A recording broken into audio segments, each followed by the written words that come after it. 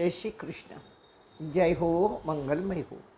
ગીતાજીના 700 શ્લોકમાં જીવન ભર્યું છે, જેની આપણને જાણ નથી. શબ્દે શબ્દ જીવવા માટેનો પ્રાણવાયુ છે. પ્રાણવાયુનો એક એક શ્વાસ કર્મ સાથે જોડાયેલો છે. કર્મ જ્ઞાન અને સમજણ સાથે જોડાયેલું છે. આ બધી વાતો પાછી બુદ્ધિ સાથે જોડાયેલી છે, અને ન જોડાયેલી હોય તો જોડવાની છે.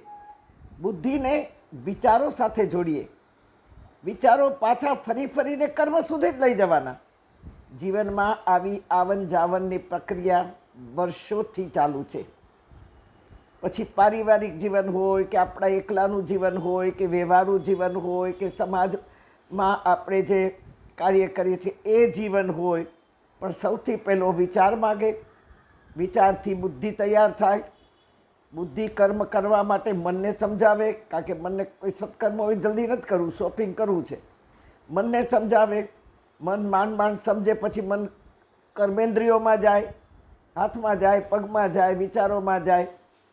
તેથી આ બધું મેરીગો રાઉન્ડ આપણા જીવનમાં આપણને જેટલા વર્ષો થયા છે એટલા વર્ષોથી ચાલુ જ છે, અને છતાંય જીવનમાં ઉપજતું કેમ નથી? ક્યાંક તો ગડબડ જરૂર છે ભાઈ, અને એ છે વિચારોમાં. આપણા વિચારોમાં જબરજસ્ત ગડબડ છે. લોભ છે, લાલચ છે, સ્વાર્થ હશે. તેથી કર્મનું પરિણામ જોવા નથી મળતું. કર્મ તો કરીએ જ છીએ, પણ કર્મને લોભનો કીડો ખાઈ જાય છે.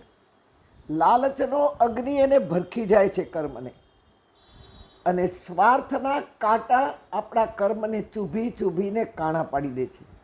તેથી કર્મનું પરિણામ આપણને જોવા મળતું નથી. આવી નેગેટિવ વાતો જીવનને યુક્તપણાથી નથી લઈ જતી. યુક્તપણા સુધી જવાનું છે.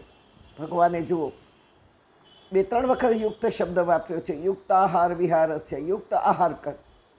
પછી કાલે પાછું ભગવાને એમ જ કહ્યું કે તારું જીવન યુક્તપણામાં કેમ જીવી નથી શકાતું? તારે યુક્તપણામાંથી આપણે બહાર કેમ નીકળી જઈએ છીએ? કરેલું કે કરતા રહેવું કર્મ. આપણે કરેલું કર્મ જવા દો, પણ હવે કરતા રહેલું કર્મ દુનિયાની નજરમાં આવે કે ના આવે? જવા દો. ઉપરવાળાની નજરમાં આવવું જોઈએ. ઉપરવાળાની નજર, ભગવાનની નજર બધા પર છે. જો એની નજર ન હોત તો હાથીને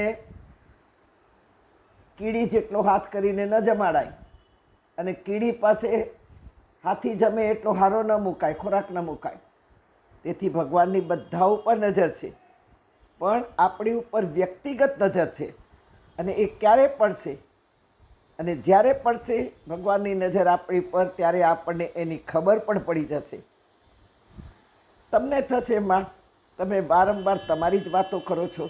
હા, આમ કરું કે તેમ કરું, આમ કરો કે તેમ કરો, એ શબ્દ મારી પાસે તમને સાંભળવા નહીં મળે.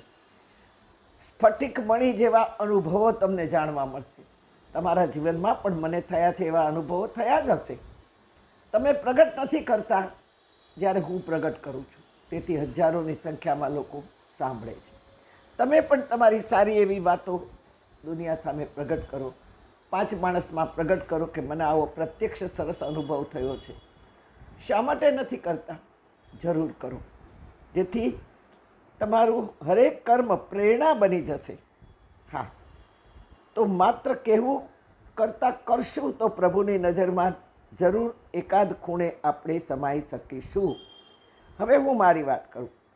કમરના 2 ઓપરેશન થયા મને. એમાં આ છેલ્લું ઓપરેશન સપ્ટેમ્બરમાં હતું. 9 દિવસ હું રિલાયન્સ હોસ્પિટલમાં રહી, અને 13મે દિવસે હું પ્લેનમાં બેઠી, કારણ કે મેં કમિટમેન્ટ કર્યું હતું અને મારે ત્યાં જવું જ હતું કોઈ પણ હિસાબે, કારણ કે ડૉક્ટરોનું કન્વેન્શન હતું અને મને હોશ હતી કે હું ડૉક્ટરોમાં બેસી અને સનાતન ધર્મની વાત કરું. હા, મારાથી બેસી નહોતું શકાતું પ્લેનમાં. હું ચાલતી જ રહેતી હતી, લોકો જોતા જ રહેતા હતા.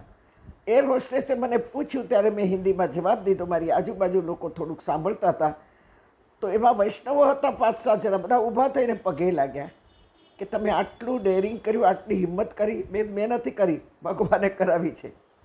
પ્લેનમાં હું ચાલતી જ રહી અને મનમાં ને મનમાં વિચારતી રહી કે હજારો વક્તાઓ છે, પ્રવક્તાઓ છે, પ્રવચનકારો છે, વ્યાખ્યાનકારો છે, સ્વામીજીઓ છે, બાવાશ્રીઓ છે આ જગતમાં, છતાં ભગવાનની નજર વિજુ રાજાણી ઉપર કેમ આવીને અટકી? ભગવાનની નજર મારી પર જ કેમ સ્થિર થાય છે? હું આ જીવની વાત કરું છું, વિજુબેનની વાત નથી કરતી. મારી તાકાત નથી, મારી લાયકાત પણ નથી આવા અઘરા ગંભીર ગ્રંથો બોલવાની. લાગે છે કે હું આ જીવ એટલે ભગવાનનું પ્રિય પાત્ર છું અને હોવું જ જોઈએ, જેથી પ્રભુ મારામાં ઈચ્છા કરે છે. આજે 85મે વર્ષે હું ખાઈ શકું છું, બોલી શકું છું, ગાઈ શકું છું. મંત્રો મને હજુ પણ પેટી પેક યાદ છે, મારી મેમરી પણ બરાબર છે. હા, આ છે ગહના કર્મણો ગતિ.